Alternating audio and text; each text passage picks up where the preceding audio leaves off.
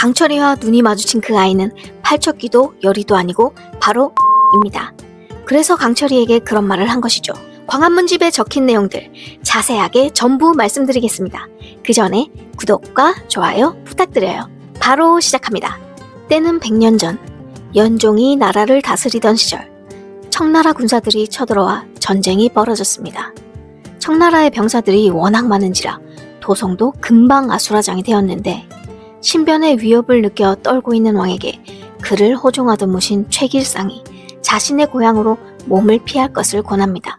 산중 깊은 곳에 있는 조그만 마을이라 외부와의 접촉도 거의 차단되어 있어 그 마을 출신이나 길을 잘못 든 자가 아니고서야 일부러 그 마을을 찾기란 쉽지 않은 곳이라며 왕을 모시고 최정예 군사를 꾸려 그렇게 용담골로 가게 됩니다. 최길상은 더 없는 충신이었기에 초라한 형편의 집안이었지만 왕을 극진히 모셨고 할 수 있는 최선을 다했지만 매번 수라상을 올리기엔 역부족이었습니다. 하지만 전쟁이 길어질수록 이 마을의 안정감을 느끼게 된 왕이 마을을 마음껏 다니기 시작하며 마을에 왕이 머무른다는 사실은 삽시간에 퍼지게 되었는데 순수한 마을 사람들이 하나같이 고운 심성으로 매일같이 왕의 안위를 걱정하며 좋은 음식 재료들을 갖고 오느라 최길상의 집 앞은 늘 문전성시를 이루었죠.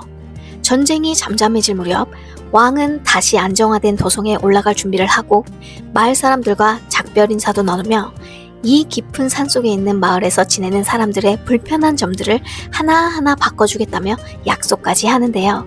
이에 마을 사람들은 감동하며 연신 엎드려 왕에게 감사의 인사를 아끼지 않았습니다.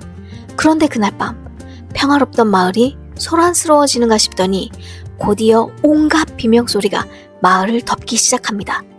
놀란 마을 사람들은 거리로 뛰쳐나와 보는데 마을이 점차 불에 타고 거리에 있던 사람들은 모두 쓰러져 있었습니다. 복면을 쓴 군사 몇 명이 폭주하며 마을을 쑥대밭으로 만들고 있었는데 이를 목격한 이들조차 하나둘씩 군사들에 의해 희생되죠. 청나라 군사들이 여기까지 쳐들어온 것일까요? 이 군사들은 바로 최길상이 이끄는 왕의 사람들이었습니다.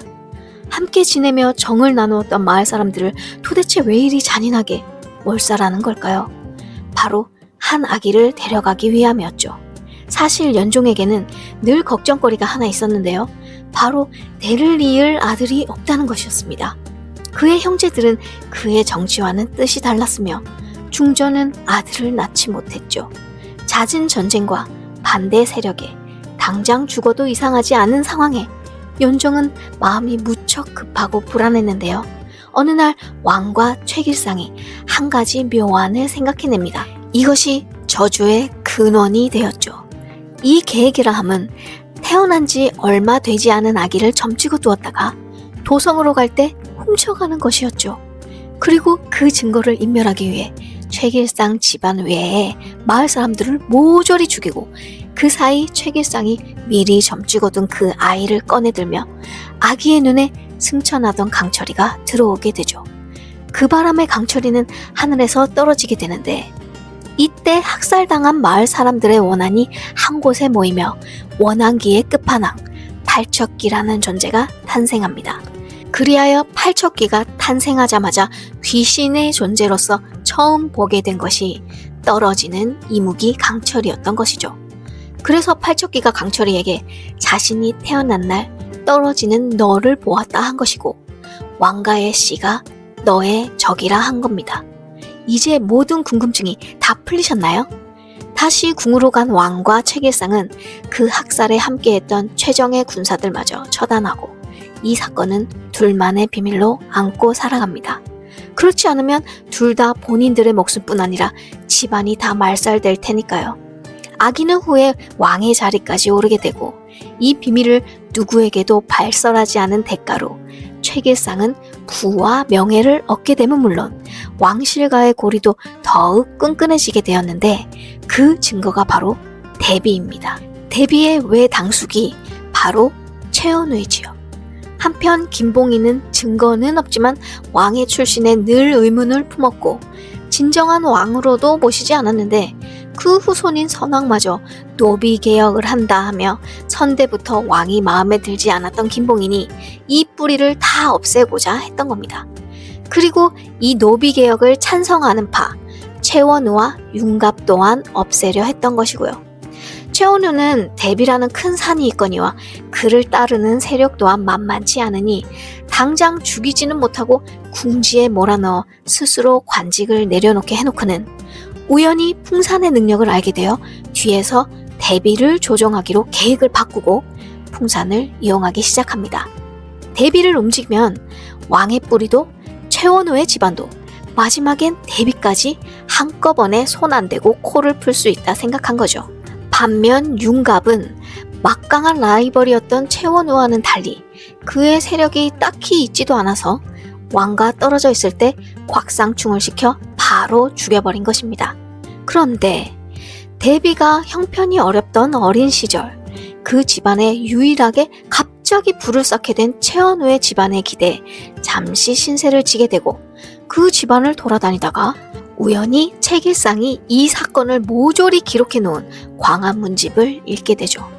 어릴 땐 그게 뭔지도 모른 채 소설인 줄 알고 끝까지 읽었는데 내용이 꽤 신박하고 흥미로워서 기억에도 생생히 남게 됩니다. 훗날 대비가 되어서 주변 상황을 지켜볼수록 이것이 책일상의 소설이 아닌 실화라는 것을 직감하게 되지만 이것이 밝혀지는 순간 왕과 최원우뿐만 아니라 자신과 아들 영인의 신변에도 위험이 닥칠 것을 우려해 이제껏 함구하며 살아왔는데요. 영인이 죽게 되자 더 이상 잃을 것이 없어진 대비는 광화문집으로 최원우를 협박해 궁의 입성을 막게 되죠. 하지만 왕의 어진 성품에 감동한 대비가 자신의 잘못을 깨닫고 왕에게 직접 사죄를 고하게 되고 왕가를 저주하던 김봉인도 이제 없어졌으니 최원우가 궁에 다시 들어오는 것에는 문제가 없어졌지만 또 다른 문제가 남아있죠. 강철이의 손에 광화문집이 들어간 것입니다. 강철이는 팔척기를 물리치기 위해 왕과 함께 다니면서도 팔척기가 자신에게 한 말을 계속 곱씹으며 그 의미를 찾으려 애를 쓰고 있는데요. 이제 광화문집이 눈앞에 있으니 그 의미를 알게 되는 것은 시간 문제겠죠. 왕과 함께 이 책을 열어보고 이 둘의 관계가 어떻게 될 건지가 큰 숙제가 될 거라 생각합니다. 한편 팔척기는 일부러 윤갑의 영혼을 꺼내 강철이와 열이 앞에 풀어놓는데요. 윤갑의 영혼을 이용해 또 무슨 일을 벌이려고 하는지 전개가 좀 유치한 것 같으면서도 서사가 하나씩 풀어질수록 오히려 결과가 더 궁금해지는 신비한 스토리입니다. 그리고 골담초는 결정적인 역할을 할 듯합니다. 강철이에게 말이죠. 골담초는 강철이를 윤갑의 몸에서 꺼내주는 열쇠가 될까요? 아니면 팔척기를 물리치는 무기가 될까요?